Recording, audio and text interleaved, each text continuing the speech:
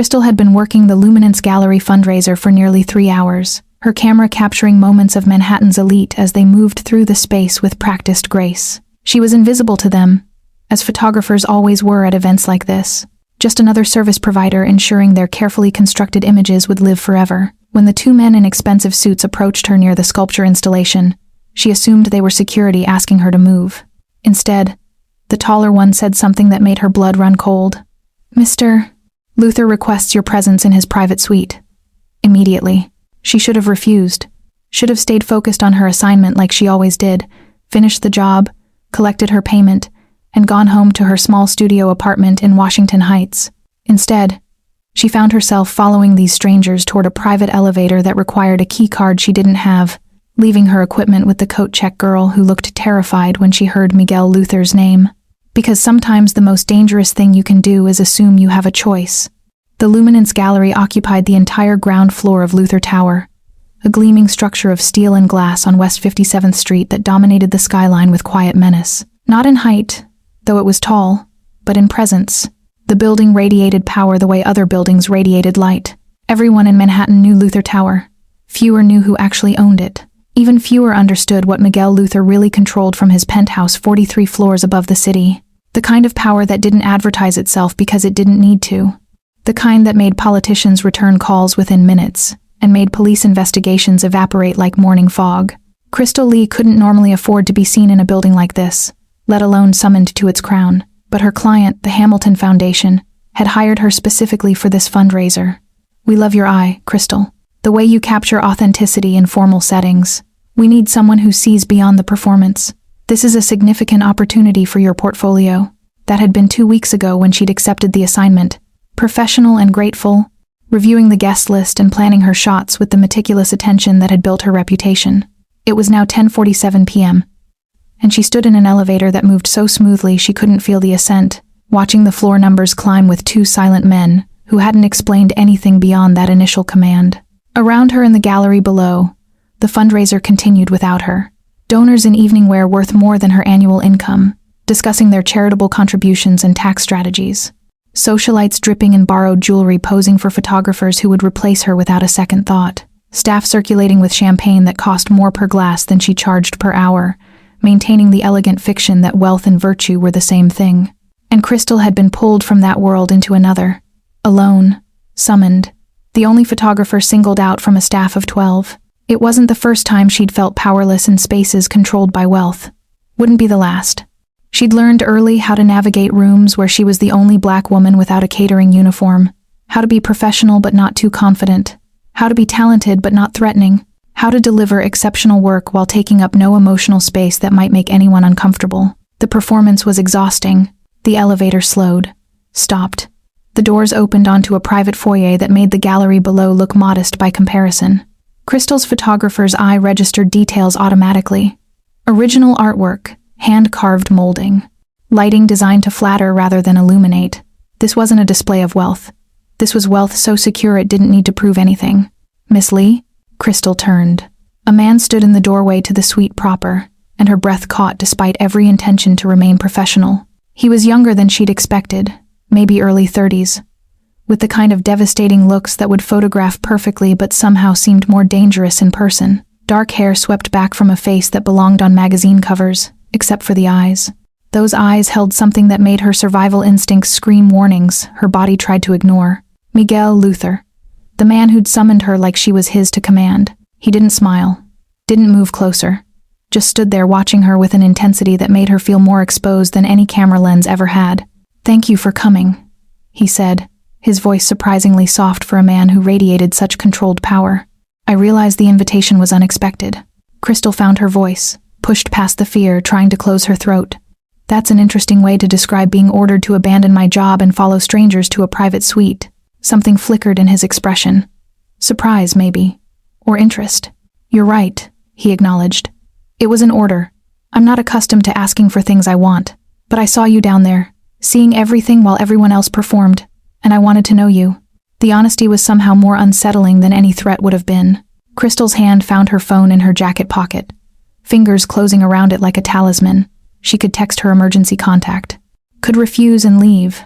could do any number of sensible things that would protect her from whatever this moment was becoming. Instead, she heard herself ask the question that would change everything. Why me? Miguel's expression shifted into something that might have been a smile on a different man. On him, it looked like hunger barely contained, because in a room full of people performing wealth and importance, you were the only one seeing the truth. And I've spent my entire life surrounded by beautiful liars.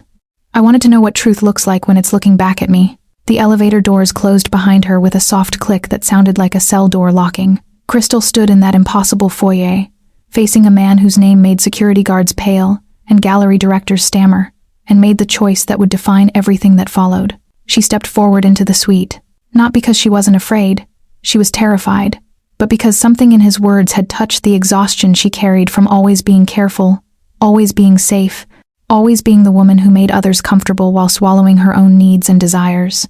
Tonight, standing in front of power she couldn't control or predict, Crystal Lee decided to stop being careful. Sometimes the most dangerous thing you can do is finally admit you're tired of being safe, and what happens next will change everything Crystal thought she knew about power, control, and what it means to truly be seen. But before we dive into this dangerous game of truth and desire, if you're already hooked by this story, do me a favor, hit that subscribe button right now, because what unfolds between Crystal and Miguel gets darker, more intense, and more impossible to look away from with every chapter. Trust me, you don't want to miss where this goes. The suite beyond the foyer was not what Crystal expected. She'd braced herself for aggressive displays of wealth, the kind of ostentatious luxury that screamed insecurity and nouveau riche desperation. Gold fixtures, animal print furniture, maybe a bear rug or some other trophy kill that men with too much money seem to collect like participation medals in capitalism. Instead, she found herself in a space of such refined taste it took her breath away for entirely different reasons. Floor-to-ceiling windows wrapped two sides of the enormous room, offering a view of Manhattan that made the city look like a jewelry box someone had carelessly spilled across black velvet. The furniture was minimal but clearly custom, pieces that belonged in design museums rather than private homes. Dark wood and leather, clean lines, nothing unnecessary. The art on the walls made her photographer's heart skip beats. Not reproductions. Originals. A Basquiat that must have cost millions. A series of black and white photographs she recognized as early Mapplethorpe, the controversial ones that most collectors kept in private viewing rooms rather than displaying openly. The lighting was perfect. Warm but not intrusive, highlighting the art and the view while leaving comfortable shadows in the seating areas. Someone who understood light had designed this space, someone who knew that darkness was as important as illumination. It was beautiful. And somehow that made it more terrifying. Miguel had moved further into the room, giving her space to enter without crowding her. The two men who'd escorted her remained by the elevator, silent sentinels who seemed to have no intention of leaving. Crystal's anger, which had been building during the entire elevator ride, finally found its voice. I'm going to give you exactly one chance to explain why you think you can summon people like possessions. Her words came out sharper than intended, but she didn't soften them, didn't add a smile or a laugh to make the confrontation more palatable. She was done making men comfortable when they made her afraid. Miguel turned to face her fully, and the intensity of his attention made her want to step back. She held her ground. Because I saw you, he said, his voice carrying no apology, no defensive justification. And I wanted to know you. And I'm not accustomed to wanting things I can't have. The honesty was stunning in its arrogance. No pretense, no attempt to dress up his presumption in polite language. Just the raw admission that he'd seen something he wanted and taken action to acquire it. Crystal felt her hands curl into fists at her sides. I'm not a thing, and you can't have me just because you want me. No, Miguel agreed, and something in his expression shifted. Not quite a smile, something more complex. You're not a thing. You're a woman with her own will and her own choices, which is precisely why I'm interested. Interested? The word came out incredulous. You ordered me dragged up here by your security. That's not interest. That's intimidation. Is it? He moved closer, not threatening but deliberate. You came, not because they forced you. Marcus and Garrett are here to ensure your safety, not to prevent you from leaving. You came because you chose to, because something in that invitation made you curious enough to take the risk. Crystal wanted to deny it, wanted to insist she'd had no choice, that fear alone had compelled her compliance. But standing in his space, feeling the weight of his attention, she couldn't quite make herself lie. She had been curious, terrified, yes, angry, Absolutely. But also curious about what kind of man summoned a photographer from a charity event to his private suite, and what he wanted from her that couldn't wait until morning or be handled through normal professional channels. That doesn't make it right, she said instead. You don't know me. You don't know anything about me. You saw me for what, 30 seconds through a crowd? And decided you had the right to interrupt my work, my life, because you wanted something. You're correct. Miguel's acknowledgement was matter of fact, not defensive. I don't know you. I know you move through spaces like you're used to being overlooked.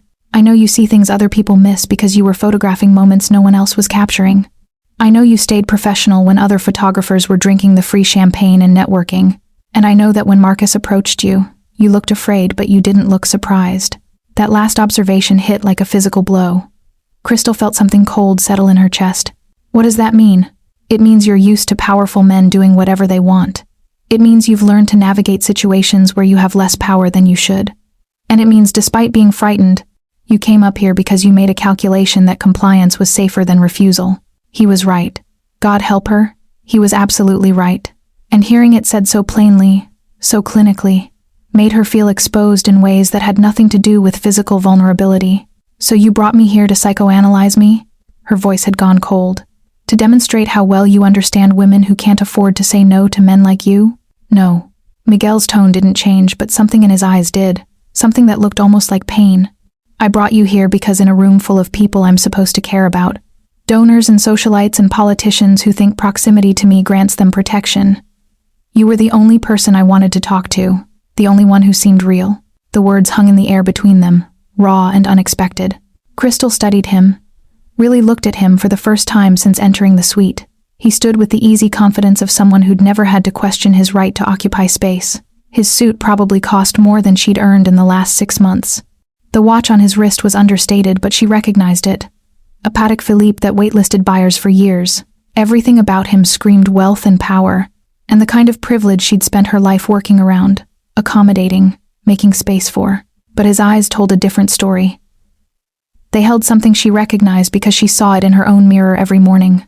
Loneliness, the specific kind that came from being surrounded by people who wanted things from you while never seeing you. That's not my problem to solve, she said, but her voice had lost some of its edge. You're lonely, fine. Hire a therapist. Join a book club. Don't summon strangers to your suite because you want company. You're right again. Miguel moved to a sidebar, poured amber liquid from a crystal decanter into 2 glasses. This was selfish, impulsive, the kind of entitled behavior I'd condemn in anyone else. And I'm not going to apologize for it. Why not? He turned back to her, holding both glasses but making no move to approach. Because I'm not sorry. I saw something extraordinary, and I wanted more of it. That's the truth. Apologizing would be another lie in a world that's already drowning in them. The audacity of it stunned her.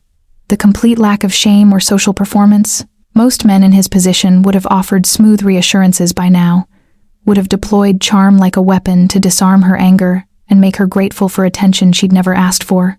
Miguel offered her nothing but blunt honesty and the freedom to hate him for it. You're unbelievable, Crystal said, but she found herself walking further into the room, drawn despite herself to the windows and their impossible view. You really think you can just take whatever you want? I can. It wasn't a boast, just a statement of fact. I have the power and the resources to acquire almost anything, almost anyone. That's not ego, it's reality. But what I want from you isn't something I can take. Crystal reached the windows, looked out at the city spreading below them like captured stars. What do you want from me? Your time, your attention, your honesty. Miguel's voice came from behind her, closer now but still respectful of distance. I want to know what you see when you look at the world. I want to understand how someone moves through spaces designed to diminish them and still maintains that kind of dignity. I want one conversation with someone who doesn't want anything from me except an explanation for why they're here. She turned to face him. He'd moved closer but remained several feet away, still holding both glasses, still offering rather than imposing. And after that conversation? After you've satisfied your curiosity about the fascinating photographer from the wrong neighborhood? What happens to me? That depends. Miguel extended one glass toward her, an offering she could accept or refuse. What do you want to happen? The question was so unexpected it made her pause. What did she want?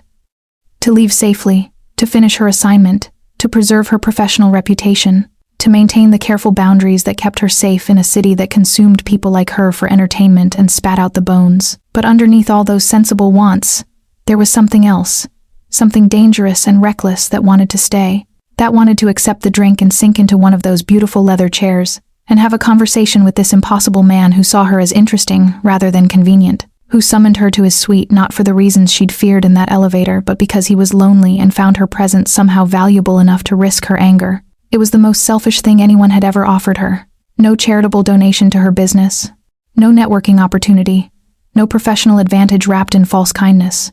Just the raw admission that he wanted her company for no reason except that he did. "I want you to understand something," Crystal said, not taking the glass yet. "I came up here because saying no to men like you is dangerous. Because I've learned that compliance buys safety. Because in that elevator I was calculating which choice had the better chance of letting me leave here intact. That's not curiosity, that's survival." "I know." Miguel's expression didn't change. "And I know that makes what I did worse, not better. I leveraged your fear and your training in accommodation to get what I wanted. I'm not proud of it, but I'm also not pretending I wouldn't do it again." The brutal honesty was almost refreshing in its awfulness. No gaslighting. No attempts to reframe his actions as somehow benevolent. Just acknowledgement of exactly what he'd done and why. Crystal took the glass from his hand. "You're either the most honest man I've ever met or the most manipulative. Probably both." Miguel's mouth curved into something that was almost a smile. "Sit, please. I promise you can leave whenever you want. The elevator is yours. Marcus and Garrett will take you anywhere in the city you need to go. No consequences. No retaliation. Just a conversation if you'll give me that much." She should leave. Every instinct screamed at her to walk out now, to preserve whatever dignity she could from this bizarre encounter, to return to her safe, careful life where powerful men remained distant and she remained invisible. Instead, Crystal moved to one of the leather chairs and sat, the glass cool in her hand, her camera bag still slung across her body like armor she couldn't quite remove. "One conversation," she agreed. "And then I leave, and you never do something like this again." "One conversation," Miguel echoed, sitting in the chair across from her, maintaining that careful distance that somehow made the intimacy worse. "And after that I make no promises about what I'll do, but I promise I'll ask next time. If there is a next time." Crystal raised the glass to her lips, tasted expensive whiskey that burned smooth down her throat, and wondered what the hell she was doing having a drink with a man who'd just admitted he'd manipulate her fears to get what he wanted. The most dangerous thing about Miguel Luther wasn't his power or his wealth or even his criminal empire that she didn't yet know about. It was his honesty, the way he offered her the truth about his own darkness and somehow made that more seductive than any lie could ever be. The whiskey settled warm in Crystal's stomach, loosening something that had been wound tight since the moment Miguel's men approached her. Not her guard, that remained firmly in place, but perhaps the rigid control she maintained in every professional interaction. Here, in this impossible situation, there seemed little point in performing the careful neutrality that usually kept her safe. Miguel studied her from his chair, and rather than deflecting or filling the silence with meaningless small talk, he asked, "Why photography?" The question caught her off guard. Not what she expected from a man who summoned strangers to his penthouse. "Does it matter?" "Everything about you matters right now. You're the most interesting person I've encountered in months. So yes." "Why photography?" Crystal turned the glass in her hands, watching the light catch the amber liquid. "Because cameras see truth. People perform for them, sure. But there's always a moment, a fraction of a second, when the mask slips and something real shows through. That's what I'm looking for. The truth behind the performance. And you find that at charity fundraisers? At events where everyone is performing success and virtue? Especially there." She met his gaze directly. "The bigger the performance, the more revealing the moments between. People think photographers are furniture. They drop the mask because they forget we're seeing them." Miguel leaned forward slightly, his attention so focused it felt physical. "Is that what you see when you look at me? The mask?" The question was dangerous. Crystal knew she should deflect, should offer something neutral and forgettable. Instead, she found herself giving him the same brutal honesty he'd given her. "I see someone who's used to getting what he wants. Someone who's built so much power around himself that people have stopped being real in his presence. And I see someone who's alone even in rooms full of people.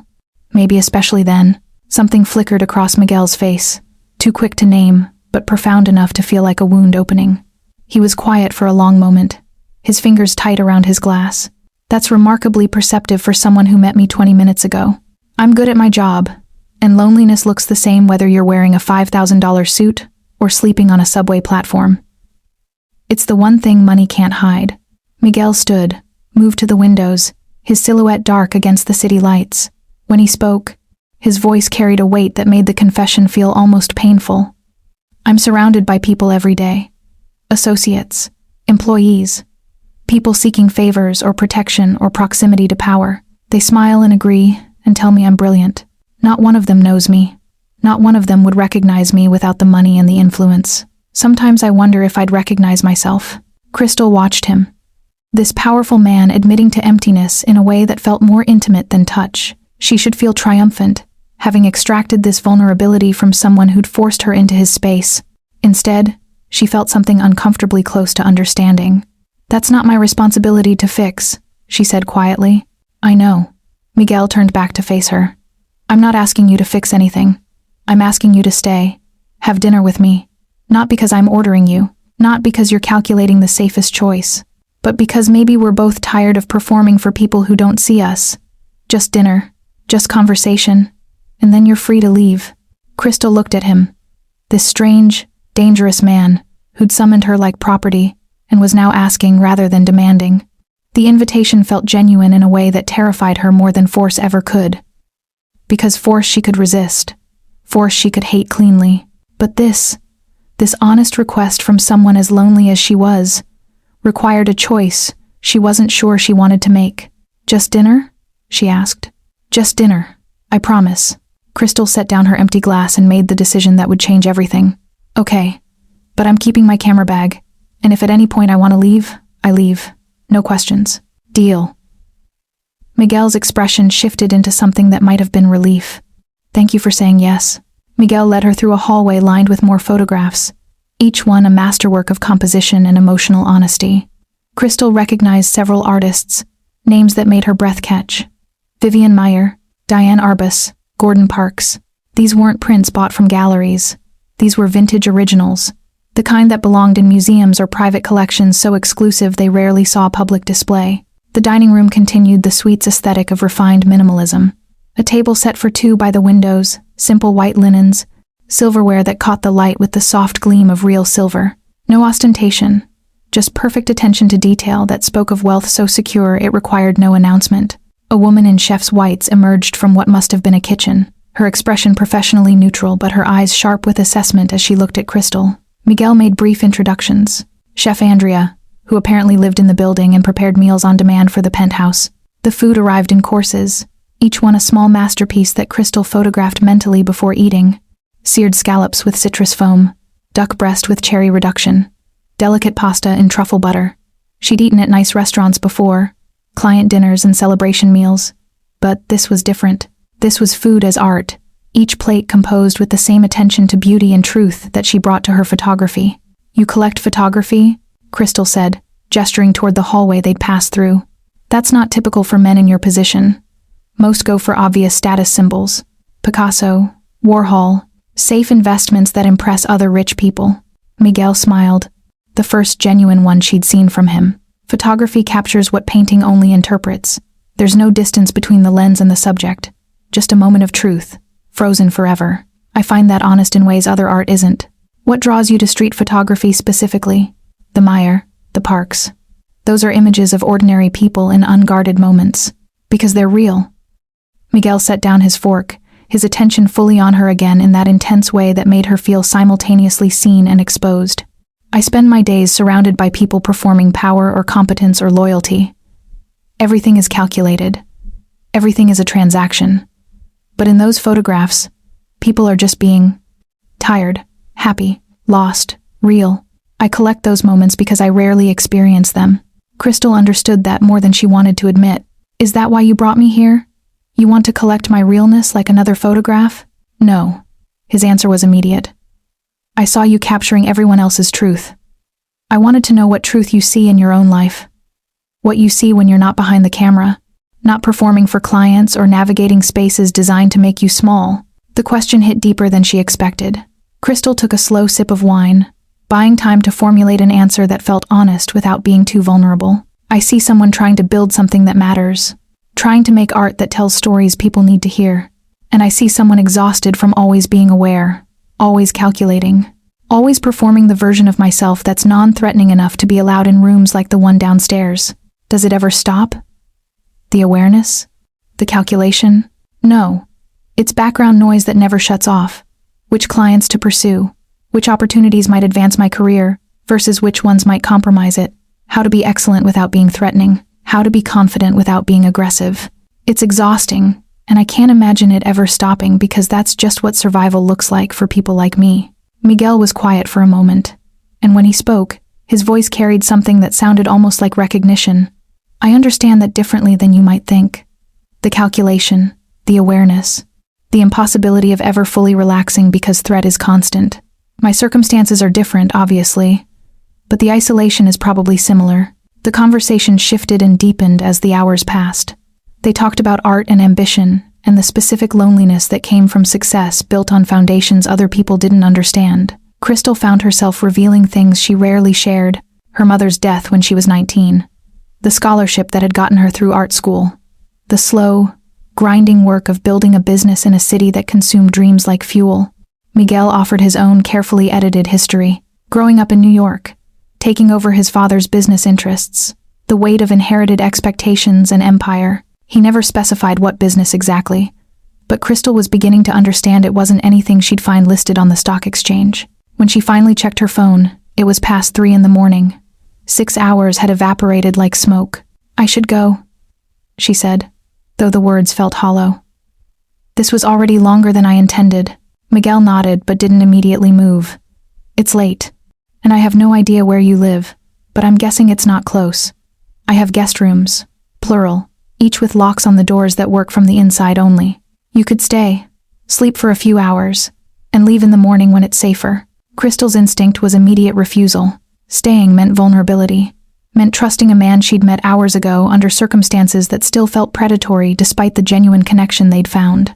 But she was exhausted, and the thought of navigating the subway at this hour, alone, with expensive equipment, made her practical side override her caution. "The door locks from the inside?" "Yes, I'll show you." Miguel stood, gestured for her to follow. He led her to a bedroom that was somehow both luxurious and comfortable, decorated in soft grays and whites. He demonstrated the lock, a heavy deadbolt that would take serious force to breach. "You're safe here, I promise. And in the morning, whenever you're ready, someone will drive you home."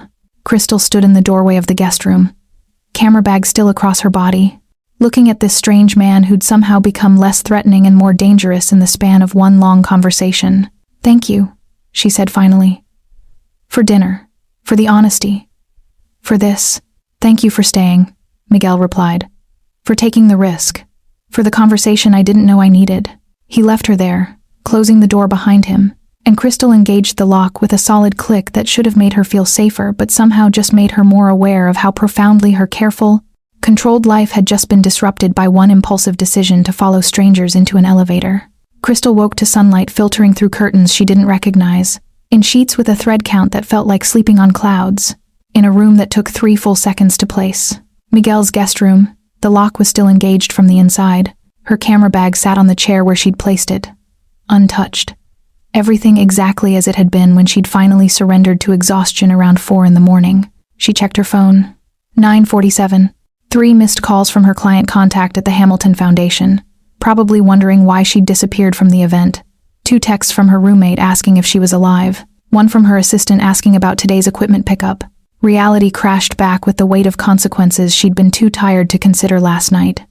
She'd abandoned a high-profile assignment, left her backup equipment with coat check at a venue that was probably closed now, spent the night in a strange man's apartment after knowing him for less than 12 hours. The kind of reckless behavior that could destroy her carefully built reputation. Crystal found her shoes, ran fingers through her hair, and unlocked the door with hands that shook slightly.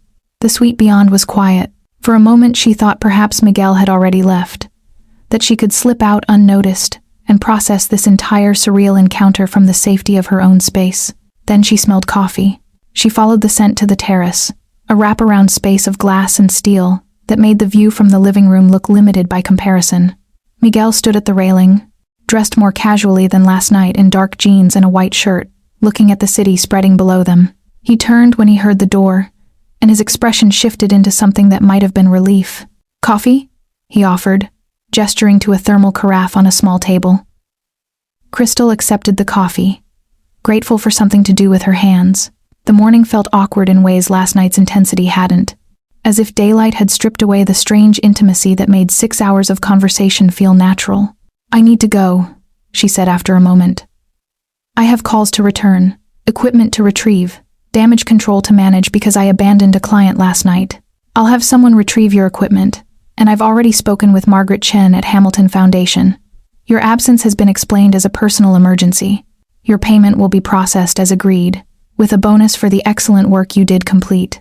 Crystal's fingers tightened on the coffee cup. "You can't just fix things because you have money and connections. That's not how this works. I can. And I did, because your professional consequences shouldn't stem from my impulsive decision." Miguel moved closer but maintained that careful distance he'd established last night. "But I'm not sorry I made that decision. Last night was the first real conversation I've had in longer than I can remember. That's not my responsibility to maintain." Crystal heard the echo of last night's words, the boundary she kept trying to establish even as she felt it eroding. "I know, which is why I'm asking rather than assuming." Miguel's directness was becoming familiar, almost comforting in its refusal to perform false modesty. "Can I see you again? Properly. Not summoned but invited. Dinner somewhere you choose. Or coffee. Or just a walk if that feels safer." Crystal should say no, should recognize this for what it was. A powerful man fascinated by novelty that would fade once the challenge disappeared. She'd seen it before, the way certain men collected experiences with women outside their usual circles, temporary diversions from their real lives. But something in Miguel's expression didn't look like a man seeking diversion. It looked like a man who'd found something unexpected and wanted to understand it. "I don't even know what you do," she said finally. "Why you have this kind of wealth and power. How you got Margaret Chen to accept an excuse she'd never accept from anyone else. What business you're actually in that requires this level of security and influence." Miguel's expression didn't change, but something in his eyes went careful. "I manage investments, real estate holdings, security consultations for high-value clients. The specifics are complicated and probably boring unless you enjoy financial documentation."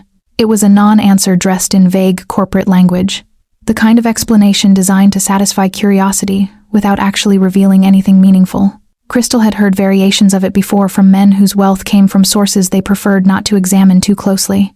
"That's not really an answer." "No," Miguel agreed. "It's not. But it's the answer I'm comfortable giving right now. If we continue seeing each other, if this becomes something more than one strange night, I'll tell you more. I promise you that. But not today. Not until I'm sure you're choosing this with full awareness of what you're choosing." The honesty was somehow more unsettling than a polished lie would have been. He was admitting to keeping secrets while promising eventual truth, and somehow that felt more trustworthy than immediate disclosure would have. Crystal looked out at the city, at the impossible view that represented a life so far from her own it might as well be a different planet. Then she looked back at Miguel, this complicated man who'd disrupted her careful existence because he was lonely and found her interesting. "One date," she said finally. "Somewhere public. Somewhere I choose. And I need you to understand something. I'm not someone who can be collected like your photographs. I'm not staying in anyone's frame or becoming part of anyone's carefully curated life. If we do this, I'm choosing it. But I can unchoose it anytime I want." Miguel's expression shifted into something that looked almost like hope. "I don't want you framed. I don't want you curated or collected or any version of you except exactly who you are. I want you free and choosing to be here. That's the only version that interests me." Crystal nodded slowly, committing to something that felt dangerous in entirely new ways. "Friday night, 7 o'clock. There's a restaurant in Brooklyn, Red Hook, called The Painted Table. Meet me there. I'll be there." Miguel's certainty felt absolute. "And Crystal, thank you. For saying yes. For taking another risk on someone who hasn't earned it yet." She finished her coffee, gathered her things, and let Miguel's driver take her back to her small apartment in Washington Heights, where everything looked exactly the same but somehow felt completely different, as if one night in a stranger's penthouse had shifted her understanding of what was possible and what she was willing to risk to find out. The week between morning coffee on Miguel's terrace and Friday night stretched with the strange elasticity of anticipation, Crystal hadn't felt since high school. She caught herself thinking about him at odd moments, during client meetings, while editing photographs, in the pre-dawn quiet of her apartment when sleep refused to come and her mind kept replaying conversations that had felt more intimate than they should have. She'd done research, of course, typed Miguel Luther into search engines and found surprisingly little. Articles about real estate acquisitions, charitable donations to arts organizations, a few society page mentions at gallery openings and fundraisers. Nothing that explained the security, the deference, the way people's expressions changed when they heard his name, which meant either he was exceptionally private or exceptionally good at controlling his public narrative, possibly both. Friday arrived with October rain that turned Manhattan streets into rivers of reflected neon. Crystal had chosen the painted table specifically because it was hers, a place where she'd had her first solo exhibition, where the owner knew her by name, and the art on the walls rotated monthly to showcase emerging photographers and painters, neutral territory where Miguel's wealth and influence couldn't reshape reality around them. She waited at the bar, dressed in black jeans and a silk blouse that walked the line between casual and elevated, checking her phone more often than she wanted to admit. 7 o'clock came and went. 7:15, 7:20. The familiar disappointment started settling in her chest. Of course. Men like Miguel didn't actually show up to dive bars in Brooklyn. They extended invitations and forgot about them, their interest evaporating once the immediate gratification faded. Then the door opened and Miguel walked in, soaked from the rain, his expensive clothing plastered to him, his hair dripping water onto his collar. He looked completely out of place among the mismatched furniture and exposed brick, and somehow that made him more attractive rather than less. "I'm sorry," he said immediately, crossing to her with urgency that felt genuine. "Traffic was impossible. I should have left earlier. I almost called, but I didn't want you to think I was canceling." Crystal felt something tight in her chest loosen. "You're here. I said I would be." Miguel's intensity hadn't diminished in the weeks since she'd seen him. If anything, it had concentrated. "Though I have a confession. I looked up this place. The reviews said to make reservations weeks in advance. I may have used influence I swore I wouldn't use to ensure we had a table." "Miguel, I know. I'm sorry. I'm trying to navigate this without leveraging power, but I'm not very good at it yet. Old habits." He paused, water still dripping from his hair. "I can leave if you want to make a point about boundaries." "I'll understand." Crystal considered it, considered making him leave, establishing firmly that his money and connections couldn't reshape her choices. But he'd shown up soaked and apologetic, and something about his willingness to accept consequences made the transgression feel less manipulative. "You get one pass," she said, "because you're honest about it, and because I'm hungry. But next time, we wait for a table like everyone else." "Deal." Dinner should have been awkward after the intensity of their first meeting, but instead it felt easy. They talked about photography and the difference between commercial work and art, about growing up in New York when the city was grittier and less polished, about the neighborhoods that were disappearing under development pressure, and the ones stubbornly resisting gentrification. Miguel asked about her work with genuine interest, wanting to see her portfolio, understanding the technical aspects of composition and lighting in ways that revealed actual knowledge rather than polite performance. He told her about a gallery he owned in Chelsea, a space dedicated to emerging artists that operated at a deliberate loss because some things mattered more than profit. "I want to show you something," he said as dessert arrived. "If you're willing, there's a private showing tonight at my gallery. An artist I've been following for years, finally ready to exhibit. No crowd, no press, just the work. I think you'd appreciate her vision." Crystal studied him across the table. "This feels like you're changing the parameters of our date." "I am. I'm sorry. I planned to suggest it earlier, but I was nervous you'd think I was showing off." Miguel's honesty remained disarming. "Say no if it feels like overreach. We can stay here, talk more. I'm happy wherever you are." But Crystal found herself curious about his taste in art, curious about this part of his life that seemed genuine, rather than performative, and curious about whether she could trust her instinct that this wasn't manipulation, but genuine desire to share something he valued. "Okay," she agreed. "But I'm keeping my own transportation options. I'll meet you there." The gallery in Chelsea was smaller than she expected, intimate rather than imposing. The artist's work covered the walls, massive photographs that captured urban decay with such beauty it became poetry. Rust and broken windows and graffiti transformed into meditation on impermanence and resilience. Miguel moved through the space with reverence, pointing out specific pieces, explaining what drew him to the work without trying to impress her with knowledge. He simply shared his genuine appreciation, and Crystal found herself relaxing into the moment, forgetting to maintain careful distance. "This one," she said, stopping in front of a photograph of a condemned building in the Bronx, light streaming through broken boards. "This is what I'm always chasing." That moment where destruction becomes beautiful without romanticizing the loss. Miguel stood beside her, close enough that she could feel the warmth of him. "That's what I saw in you. The way you find beauty in truth, rather than hiding from difficulty." Crystal turned to face him, and something in the gallery's dim lighting, in the rain still streaking the windows, in the accumulated weight of the evening, made her decision feel inevitable rather than reckless. She kissed him. It was supposed to be brief, a test, a way to satisfy curiosity about whether the attraction she felt was real or just the intoxication of his attention. Instead, it ignited something neither of them seemed prepared for. Miguel's hands came up to frame her face with surprising gentleness, and the kiss deepened into something that made the rest of the gallery disappear. When they finally broke apart, both breathing hard, Miguel's control had fractured into something raw. "Come home with me," he said. And it wasn't a command, it was a plea. "Please, I want more of this. More of you. But only if you want it too." Crystal knew she should hesitate, should maintain boundaries, should protect herself from moving too fast with a man she barely knew. But standing in his gallery, surrounded by art that captured truth beneath surfaces, she realized she'd already made her choice the moment she'd agreed to dinner. "Yes," she said simply. "Take me home." The drive to Luther Tower passed in charged silence, Miguel's hand finding hers in the back seat of the car, his thumb tracing patterns on her wrist that made her pulse race. The elevator ride felt endless and too short simultaneously, and then they were in his suite, the city lights providing the only illumination, and Miguel was kissing her again with an intensity that revealed how much control he'd been exercising all evening. What followed was intimate in ways Crystal hadn't expected. Miguel's careful attention, his questions about what she wanted, the way his confidence fractured into something vulnerable when she touched him, as if he wasn't used to being seen without armor. They learned each other with the same intense focus they'd brought to conversation, and Crystal discovered that beneath his control lived someone as hungry for genuine connection as she was.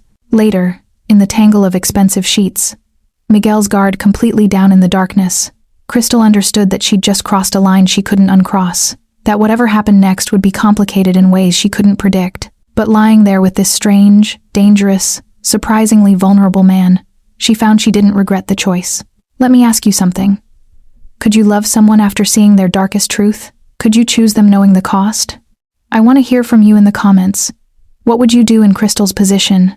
And if you're feeling what I'm feeling right now, that desperate need to know if love can survive honesty this brutal, hit subscribe, because we're in this together, and Crystal's choice is going to break your heart and put it back together in ways you won't expect." The next 3 weeks unfolded with the dangerous ease of falling, that sensation where gravity takes over and there's nothing to do but surrender to momentum. Crystal found herself at Miguel's suite, more nights than her own apartment, their relationship settling into rhythms that felt simultaneously new and inevitable.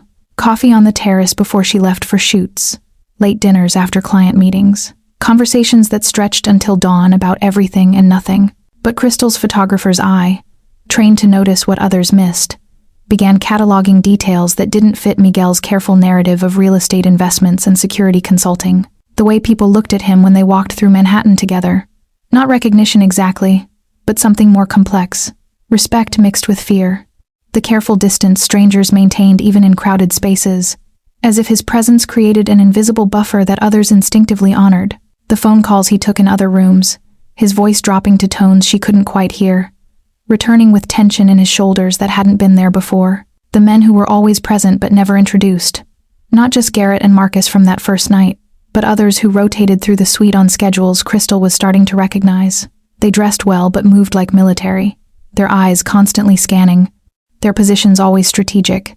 Too many for simple executive protection, too organized for casual employment. She noticed the way conversations stopped when she entered rooms where Miguel met with associates.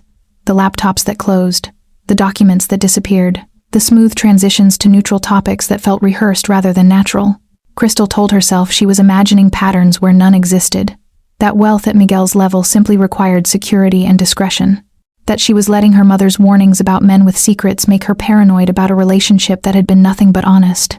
Then came the night that shattered every comfortable rationalization she'd constructed. She'd left her backup camera battery charging in Miguel's study, realized it during a shoot in Soho, and returned to Luther Tower earlier than expected. The doorman waved her through without calling up, accustomed now to her comings and goings.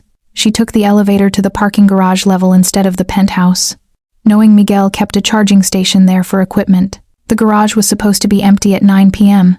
Instead, Crystal emerged from the elevator into a scene that made her blood go cold. Miguel stood near his car, his posture relaxed but his voice carrying absolute authority. Garrett and Marcus flanked him. Between them, 2 other men held a third whose face was bloody, his expensive suit torn, his expression cycling between defiance and terror.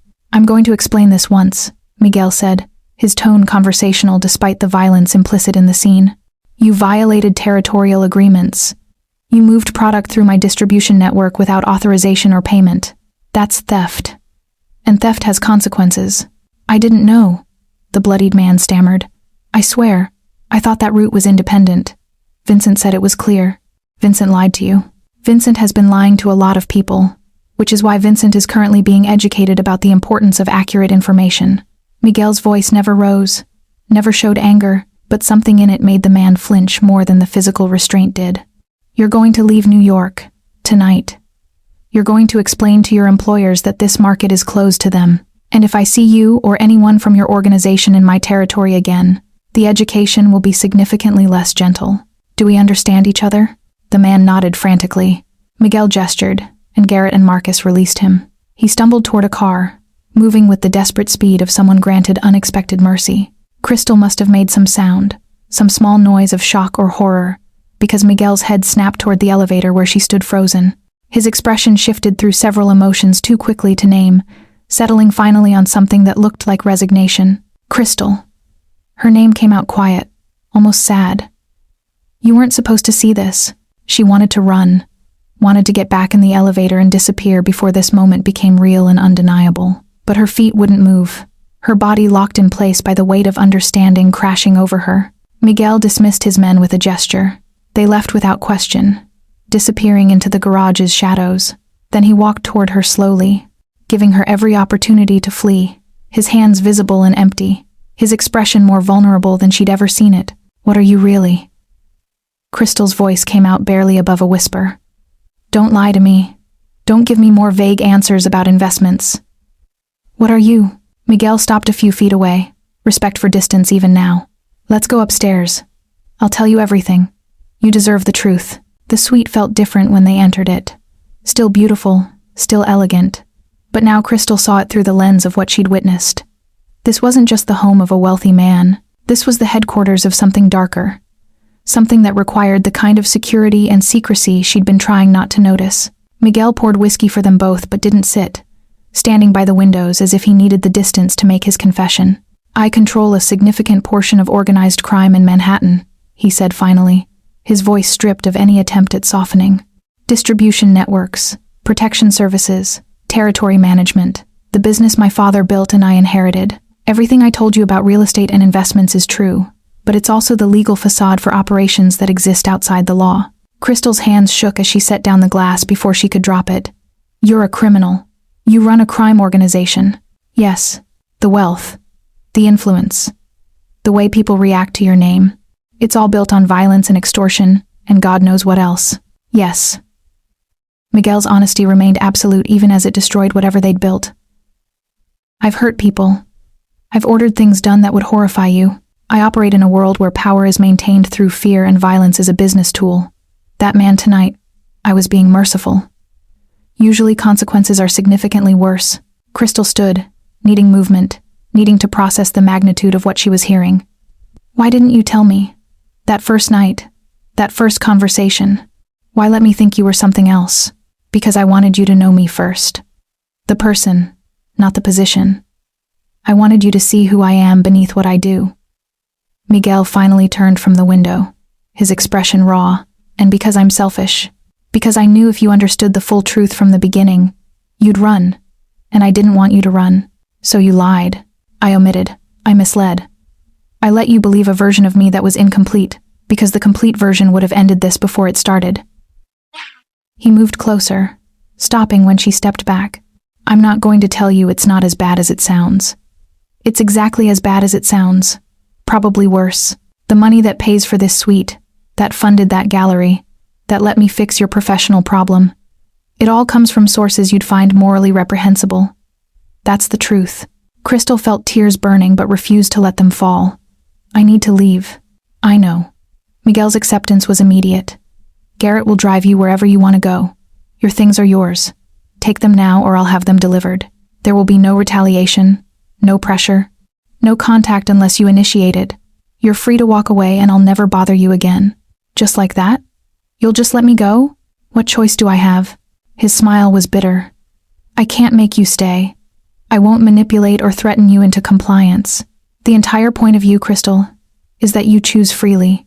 If you choose to leave, I have to respect that, even if it destroys me. Crystal grabbed her camera bag, her hands moving automatically while her mind spun with shock and betrayal and, disturbingly, something that felt like grief. Because beneath the horror of discovery, beneath the fear and anger, she still felt the echo of connection that had made these weeks feel like finding something she hadn't known she was missing. I need time, she said finally. I need to think about this without you nearby. Don't contact me. Don't send people to check on me. Don't try to explain or justify. Just give me space to figure out what the hell I'm going to do with this information. You have it. Miguel's voice carried a finality that sounded like goodbye. Whatever you decide, know that what we had was real. The person you knew, that's who I actually am. The rest is just the cost of the life I was born into. Crystal left without another word, taking the elevator down through a building that now felt sinister rather than impressive, and walked out into Manhattan rain that felt like the pathetic fallacy made manifest, as if the city itself was mourning the death of something that had barely begun. Crystal spent 3 days in her apartment avoiding Miguel's calls, which never came. He'd respected her demand for space with the same absolute adherence to boundaries he'd shown from the beginning, and somehow that made everything worse. If he'd pushed, if he'd tried to manipulate or pressure her, she could have used that anger to fuel a clean break. Instead, she had silence and her own thoughts, which spiraled through justification and condemnation in exhausting cycles. Her roommate Brooklyn found her on the third night, surrounded by half-packed boxes, unable to decide whether she was preparing to run or simply creating the illusion of action. You want to talk about why you're packing at 2 a.m.? Brooklyn asked, settling onto the couch with the careful neutrality of someone who'd witnessed many of Crystal's crises. I'm dating a criminal. The words came out flat, exhausted. Like actual organized crime. Not white-collar securities fraud. The kind that involves violence and territory and things I witnessed that I can't unsee. Brooklyn was quiet for a long moment. The guy from the fundraiser? The one who's had you smiling more in 3 weeks than I've seen in 3 years? Yes. And he told you this? Or you found out? Crystal explained the garage scene. Miguel's confession. The absolute honesty he'd offered even knowing it would likely end things. Brooklyn listened without interruption, her expression cycling through shock and concern before settling into something more thoughtful. So what are you going to do? Brooklyn asked finally. I should leave. Obviously. I should pack up whatever I left at his place, block his number, and forget this ever happened. That's what any sane person would do. But I don't know if I want to. Crystal's admission felt like betrayal of every principle she'd thought she held, which makes me either incredibly stupid or incredibly damaged. Maybe both. Or maybe, Brooklyn said carefully, it makes you someone who found something real and doesn't want to lose it just because it's complicated. Complicated? Crystal's laugh was harsh. He runs a criminal empire, Brooke. That's not complicated. That's disqualifying. That's the kind of thing that should make any choice obvious. Should, but doesn't. Brooklyn moved to sit beside her among the boxes. Look, I'm not going to tell you what to do. If you want to leave, I support that completely. But I also saw you these past few weeks. You were happy in a way I haven't seen since your mom died. He made you laugh. He made you feel seen. Are you sure you want to give that up because his job offends your morality?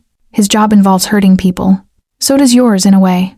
At Crystal's sharp look, Brooklyn raised her hands. I'm not saying it's the same.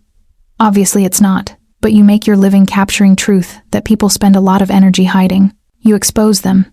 Sometimes that exposure damages reputations, ends careers, destroys carefully maintained facades. The method is different, but the outcome is still harm, just sanctioned harm that society considers acceptable. Crystal wanted to argue, to defend the moral distinction between her work and Miguel's, but the words stuck in her throat. Because Brooklyn wasn't entirely wrong. Crystal had built her reputation on seeing past performances, on capturing moments that revealed uncomfortable truths. She'd destroyed more than one public figure's carefully constructed image with a single well-timed photograph. Her phone buzzed. Not Miguel, but a blocked number. The text was brief. Someone's been asking questions about you. Your association with ML has been noticed by people who might use that information. Garrett will be outside your building until further notice. This isn't a request. This is fact. You're on people's radar now whether you like it or not. Crystal's hands shook as she showed Brooklyn the message. The implication was clear. Walking away from Miguel didn't mean walking away from the consequences of having been close to him. She was already compromised, already visible to whatever network of violence and power he operated within. The decision she'd been agonizing over had just become more complicated. Or perhaps simpler. She couldn't unknow what she knew. Couldn't become invisible again. The only question was whether she faced that reality alone or with Miguel beside her. She found herself standing, grabbing her jacket, making a choice before her rational mind could intervene with all the sensible reasons to stay home and stay safe. I have to go, she told Brooklyn. I know, be careful. And Crystal? Whatever you decide, make sure you're choosing what you actually want, not just what you think you should want. The drive to Luther Tower felt simultaneously endless and too short. Garrett was indeed parked outside her building, following at a discreet distance. He didn't try to stop her, just maintained his protective surveillance as she made her way through rain-slicked streets to the building that had become more familiar than her own home. The doorman sent her up without question. The elevator ride gave her time to second-guess everything, but her finger pressed the penthouse button anyway, overriding caution with need. Miguel opened the door before she could knock, his expression cycling through surprise and hope and wariness in rapid succession. He looked exhausted, like he'd slept as poorly as she had, his usual polish replaced with rumpled clothing and visible strain. Crystal, did I lie about who I am as a person?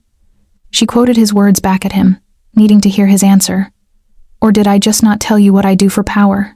Miguel's expression shifted into something painful. Does the distinction matter? Yes. Crystal stepped into the suite, into the space that represented everything dangerous and impossible about this choice. Because I'm not naive enough to think you're a good man in the way society defines good, but I'm not sure any of us are good in the ways that matter. We all do harm. We all operate in systems that require compromise. The question is whether the person beneath the job is worth the cost of accepting what they do. And what's your answer to that question? Crystal looked at him. This man who'd summoned her against her will and somehow become the person who saw her most clearly. This criminal who collected photography that captured human truth. This violent protector who'd never once made her feel unsafe in his presence. I'm staying, she said finally. Not because I approve of what you do. Not because I'm okay with violence or crime or any of it, but because what we have feels real in a way nothing else in my life does. And I'd rather face the consequences of that choice than spend the rest of my life wondering what I gave up, because I was too afraid to choose something complicated. Miguel moved toward her slowly, giving her every opportunity to change her mind. You understand what that means? The danger, the moral compromise, the fact that people will judge you for staying with someone like me. I understand all of it. Crystal met him halfway, her hands finding his. And I need you to understand something too.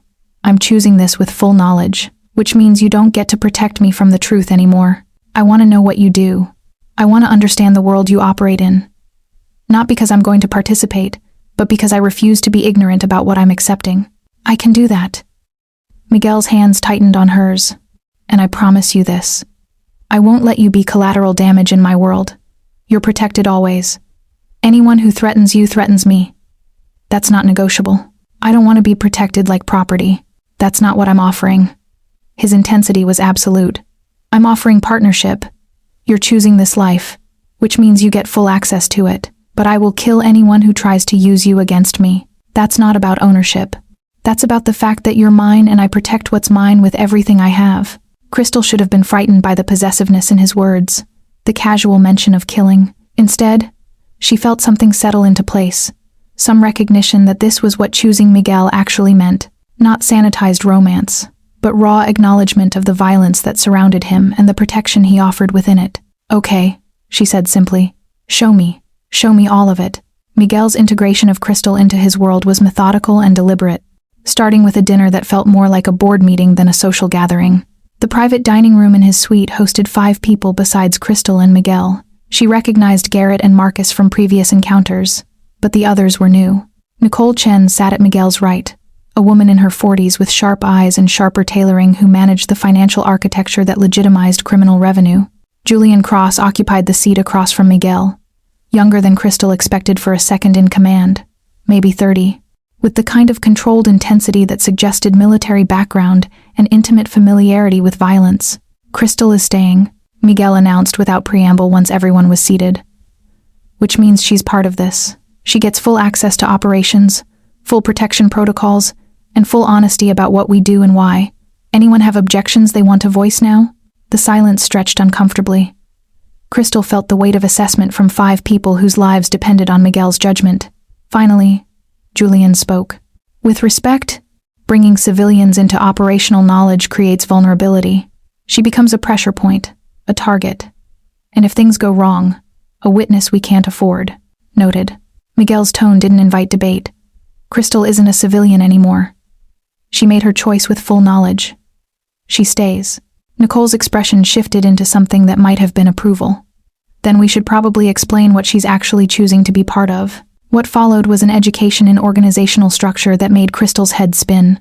Miguel's empire operated in layers, each insulated from the others through careful compartmentalization. Street-level distribution handled by crews who never met higher management, mid-level coordinators who managed territory but didn't know the financial structure, upper management who understood strategy but maintained distance from direct violence. At the center, Miguel, Julian, and Nicole formed a triangle of control. Miguel made strategic decisions. Julian managed enforcement and security. Nicole ensured the money moved through legitimate channels that couldn't be traced back to criminal sources. "We're not the Mafia," Julian explained, his tone more educational than defensive. "We're not bound by old-world rules about family and blood oaths. We're a business that happens to operate outside legal constraints.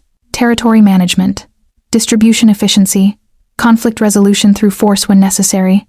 Think of it as capitalism without the pretense of legitimacy." Crystal listened, her photographer's instinct cataloging details and filing them for later processing. The casual way they discussed violence as business strategy. The spreadsheets Nicole referenced that tracked revenue from activities Crystal didn't want to examine too closely. The threat assessments that mentioned rival organizations and internal security concerns. Over the following weeks, Crystal became a fixture at these meetings, initially silent but gradually asking questions that revealed her analytical mind. She understood networks from her years navigating photography communities. She understood territorial control from growing up in neighborhoods where invisible boundaries determined safety. And she understood observation in ways that surprised Miguel's team. The breakthrough came during a routine security review 3 weeks after her integration. Julian was walking through personnel assessments, flagging potential concerns. Crystal had been quiet, reviewing photographs she'd taken at a recent event Miguel hosted, ostensibly for legitimate business purposes, but actually a gathering of allied organizations. "Wait," she said, interrupting Julian's presentation. "Go back to Kevin Torres, your distribution coordinator in Queens." Julian pulled up the file. "Torres has been with us for 2 years. No issues. Reliable. Why?" Crystal pulled up several photographs on her tablet, images from the event showing Torres in various conversations. His watch, his shoes, the suit he's wearing. That's $15,000 minimum in personal presentation. You said he makes what, $80,000 a year in his position? Plus performance bonuses. Nicole interjected, suddenly interested. Maybe another 20. But that wouldn't explain that level of spending unless he's saved for years. He hasn't. Crystal zoomed in on another photograph. Different watch in this picture from 2 weeks ago. Also expensive. Different shoes. He's spending faster than he could possibly be earning in his position, which means either he's getting money from somewhere else, or he's stealing from you. Miguel leaned forward, his attention sharp. Pull his financials. Every account, every transaction for the last 6 months. I want to know where money is coming from and where it's going. What Nicole's forensic accounting revealed over the next 48 hours confirmed Crystal's instinct. Torres had been skimming from distribution revenue, small amounts that individually went unnoticed, but accumulated to significant theft over time. Worse, he'd been in contact with representatives from the Harrison family, the rival organization that had been testing Miguel's boundaries for months. The confrontation happened in the same parking garage where Crystal had first witnessed Miguel's world. She watched from Miguel's car as Julian and Garrett extracted information from Torres with efficient brutality. The theft was bad. The contact with Harrison representatives was worse. Torres had been preparing to provide detailed intelligence about Miguel's distribution network in exchange for a position in the competing organization. Miguel handled it with the same cold decisiveness Crystal had seen before. Torres was given a choice. Leave New York immediately with the understanding that any attempt to share information would result in lethal consequences, or refuse and face those consequences now. Torres chose exile. Back in the suite, Miguel's inner circle gathered for damage assessment. The mood should have been tense, but instead Crystal felt unexpected warmth from people who'd initially viewed her as liability. "That was good work," Julian said, addressing Crystal directly for the first time with something approaching respect. "We review financials regularly, but we focus on large discrepancies. The personal presentation angle, that's not something we track. You saw a pattern we would have missed until it became a bigger problem." Nicole nodded agreement. "Your observational skills are valuable. Really valuable. We should formalize your role. Make you part of the security assessment team." Crystal looked at Miguel, uncertain how to respond to the offer. He smiled, that rare, genuine expression that made him look younger and less dangerous. "Only if you want it," he said. "No pressure, but they're right. You see things we don't. And in this business, seeing threats before they materialize is the difference between survival and extinction." Crystal considered the offer, the implications of moving from bystander to participant, from witness to accomplice. She'd already crossed so many lines that one more shouldn't matter. But this felt different. This was active contribution to an organization built on violence and crime. "I'll do it," she said finally. "But on my terms. I identify threats. I provide analysis. I don't participate in enforcement. I don't witness interrogations. I don't want blood on my hands even if I'm accepting that my presence enables yours. Fair terms." Miguel's acceptance was immediate. "Your role is observation and analysis. Nothing more unless you choose otherwise." As the meeting dissolved and people dispersed to handle the fallout from Torres's betrayal, Crystal remained in the suite with Miguel, processing the evening and what it represented. She'd just become an active participant in organized crime. Not directly violent, but complicit in ways that couldn't be rationalized away. "You okay?" Miguel asked, pouring whiskey for them both. "I don't know," Crystal admitted. "I just helped you identify a traitor who's probably going to disappear or die because of information I provided. That should horrify me. It does horrify me, but it also feels like I'm finally part of something instead of always observing from outside." Miguel pulled her close, his arms providing shelter from judgments she couldn't quite voice. "Welcome to the family," he said quietly. "For better or worse, you're one of us now." Crystal leaned into his embrace and tried not to think about what that belonging had cost her, or what it would cost in the future when consequences she couldn't yet imagine came due. The attack came on a Tuesday morning when Miguel was in Boston handling a territorial dispute that required his personal attention. Crystal had stayed behind, needing to meet with a client about an upcoming wedding shoot, maintaining the legitimate photography business that gave her life structure outside Miguel's world. She was leaving her apartment building in Washington Heights, camera bag over her shoulder, coffee in hand. When the van pulled up, two men emerged with the practiced efficiency of professionals. No weapons visible on the street, just firm hands and a whispered threat about what would happen if she screamed. Crystal's self-defense training, something Miguel had insisted on after she joined his world, kicked in automatically. She dropped the coffee, the splash creating a memorable pattern on the sidewalk. As they forced her into the van, she twisted, leaving a button from her jacket on the ground. Small things, breadcrumbs that might mean nothing, or might save her life. The warehouse they took her to was industrial, abandoned, somewhere that smelled like rust and river water. They zip-tied her to a chair in a room with no windows, no identifying features beyond peeling paint and water damage. One guard remained while the others left to make their demands. Crystal forced herself to breathe, to think, to observe. The guard was young, nervous, checking his phone too often, the kind of person who'd been given this assignment because he was expendable, not because he was competent. Through the walls, she could hear traffic, not constant but regular, and a specific pattern, a rhythm that suggested a drawbridge or loading zone nearby. The call to Miguel must have happened within the hour. She heard raised voices, arguments about strategy and risk, then silence that felt more ominous than noise. 12 hours passed in that room. The guard changed twice. They gave her water but no food, a calculated discomfort that suggested they planned to keep her alive but wanted her frightened. Crystal used the time to memorize every detail. The pattern of water stains on the ceiling, the sound of boats on water nearby, the smell of chemicals that suggested industrial manufacturing. When Miguel came, it wasn't with negotiation or careful strategy. It was with the full force of an organization mobilized for war. Crystal heard the assault before she saw it. Gunfire, brief and precise, shouting cut short, the methodical sound of rooms being cleared by people who'd done this before. Then the door exploded inward, and Miguel was there, his expression holding something beyond rage that bordered on feral. He killed the guard without hesitation or mercy. A single efficient motion that ended the threat before moving to Crystal. His hands shook as he cut through the zip ties, checking her for injuries with a thoroughness that would have been tender if not for the violence still radiating from him. "Are you hurt? Did they touch you?" His voice was raw, barely controlled. "I'm okay. I'm not hurt. Miguel, I'm okay." Behind him, Garrett and Julian secured the building with brutal efficiency. Crystal didn't ask what happened to the other guards. Didn't want to know. The blood on Miguel's hands and clothes told enough of that story. The drive back to Luther Tower happened in shocked silence. Crystal's adrenaline crashed, leaving her shaking and exhausted. Miguel held her with an intensity that felt desperate, as if contact alone could confirm she was real and safe. Only later, in the suite's bathroom as she showered away the warehouse smell, did Crystal process what she'd witnessed. The speed of Miguel's response, the absolute ruthlessness of the rescue, the way he'd killed without hesitation to reach her. This was what protection meant in his world. Not noble defense, but overwhelming, brutal retaliation that ensured threats were eliminated permanently.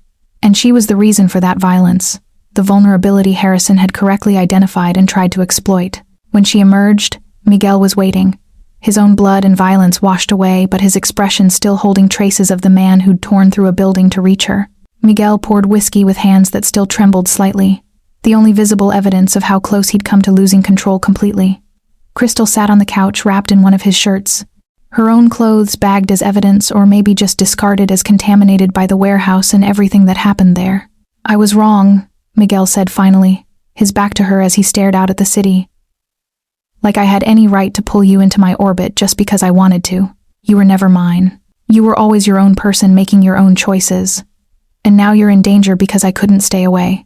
Because I was selfish enough to keep you even knowing this could happen."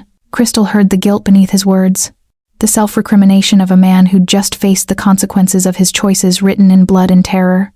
"Miguel, that's not. I'll set you up anywhere you want." He turned to face her, his expression holding a finality that made her chest tight. Full security until the Harrison threat is completely eliminated. New identity if necessary. Enough money that you never have to work again unless you want to. And you never have to see me again. You can have your life back. The one you had before I disrupted it. The offer hung between them. Escape packaged as generosity. Crystal felt anger rising through the exhaustion and fear. "So now you're deciding for me again? Deciding I should leave? Deciding what's best for me without asking what I actually want? I'm trying to give you a choice." "No." Crystal stood, closing the distance between them. "You're trying to make the choice for me and dress it up as freedom. You're trying to protect me from my own decisions by removing yourself from the equation. That's not choice. That's you deciding you know better than I do what I can handle." Miguel's control fractured into something raw. "You were kidnapped because of me. Tied to a chair in a warehouse for 12 hours because someone wanted to hurt me through you. How is that something I should ask you to accept? I was summoned that first night because you wanted me, and took what you wanted without permission." Crystal's voice was sharp but steady. "I stayed by choice. I came back after learning what you really do. By choice. I integrated into your organization and helped identify threats. By choice. I'm staying now. By choice. Stop trying to protect me from my own decisions. Stop trying to decide what I can survive. You almost died today, but I didn't. I used the training you insisted I get. I left clues you taught me to leave. I survived until you found me, which I knew you would because that's who you are. The man who tears buildings apart to protect what he values. I knew that risk when I chose this life." Miguel's expression shifted through several emotions too complex to name. "I can't lose you. The thought of it. When I got that call, I've never been that afraid in my life. I would have burned the entire city to find you." "I know." Crystal reached for him, her hands finding his face, forcing him to meet her eyes. "And I would have waited, knowing you'd come. That's what this is. Not you protecting helpless property, but partners who understand the risks and choose each other anyway." I don't want you to choose me out of obligation or trauma bonding or— Then ask me, Crystal interrupted, her voice soft but absolute. Stop telling me what you think I should do and ask me what I want. Miguel's control shattered completely. He pulled her close, his face buried in her hair, his voice muffled and desperate. Stay. Not because I ordered it, not because you're trapped or afraid, but because I'm asking, because I love you, and I want you to choose me, even knowing what that choice costs, even knowing I'll spend every day terrified something will take you from me. Stay because you want to, not because you have to. Crystal felt tears finally break free. The accumulated fear and adrenaline and love she'd been holding back since the moment she'd been taken. I choose you, not the power, not the money, not the protection, though all of that comes with it. You, the man who saw me capturing truth and wanted to know me. The man who's honest about his darkness instead of pretending it doesn't exist. The man who just destroyed people to keep me safe and is now asking permission instead of assuming ownership. Miguel's kiss was desperate and grateful and fierce all at once. They stayed there, holding each other as the sun rose over Manhattan. Two people who'd found each other in the most improbable way possible, and chosen to keep finding each other despite every rational reason to run. In the months that followed, Crystal's life took on a shape she never could have predicted. Her photography business flourished, her reputation growing for images that captured truth beneath performance. Legitimate clients sought her work, unaware that the woman behind the camera also analyzed security threats for one of New York's most powerful criminal organizations. She became Miguel's most trusted observer, the person who saw patterns others missed, who identified threats before they materialized, who understood both the legitimate and criminal worlds he navigated, not as decoration or possession, but as partner with her own value and agency. And on quiet mornings on the terrace overlooking the city, sharing coffee as they'd done since that first strange night, Crystal understood that sometimes the most dangerous choice is the one that leads to home. Two people who found each other in the most impossible way chose each other despite every reason to run. That's the power of connection that sees past performance to truth. Now I want to hear from you. What moment hit you hardest? When did you know Crystal would stay? Drop your thoughts in the comments. And if this story moved you, if you felt seen in Crystal's struggle or understood Miguel's loneliness, hit that subscribe button. You belong here. And I can't wait to take you on the next journey.